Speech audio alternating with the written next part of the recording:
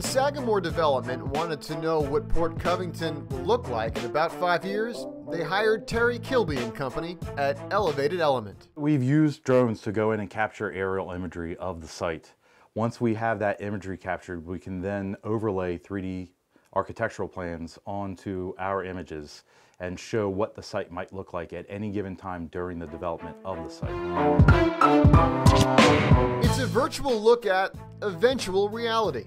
This is what the approach to Port Covington from the south could look like in year 2022, including a completed phase of construction on the east side of this massive development. But the company has also put its drones to use for Baltimore's newest skyscraper at 414 Light Street. This would be O'Donnell Street. That was the before. This is a proposed after plan.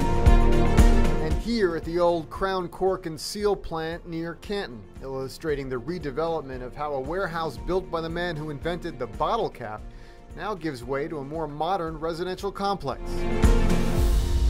So when Amazon announced it was looking for a new home, we thought that it would be a good idea to mock this up and see what it might look like. Designers let their imaginations take over, and together with art director Adam Palmer, Terry helped create this image of just what Amazon at Port Covington might look like, at least at first. It might sound a little selfish to say, I personally was just very curious about it. I love the idea of bringing Amazon to Baltimore, and I personally wanted to see what it was like. Now in that rendering, this vision of Amazon's headquarters would go just left of the existing Baltimore Sun building closer to Hanover Street. But to be clear, Sagamore Development hasn't contracted with Elevated Element to create this image. They were simply satisfying their curiosity.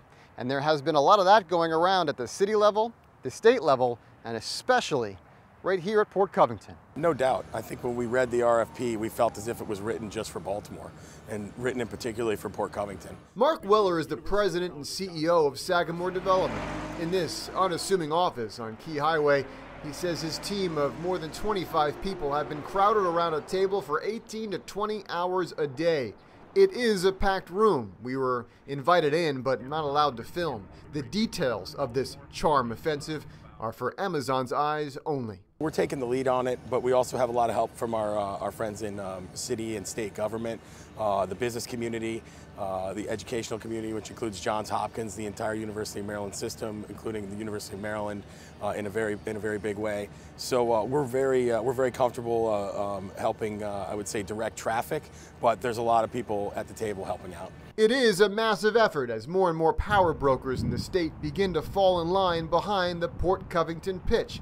From the governor. But I happen to believe that the city of Baltimore and the Port Covington project is the one that gives us the best chance. To those running for governor, universities, business leaders, and politicians, Amazon is becoming a regional bet. I think we have more than a real shot. I actually think that we're probably one of the leading contenders. Leaving nothing to chance in order to add a prime name to the Baltimore city skyline. In Port Covington, Brian Kubler, ABC2 News.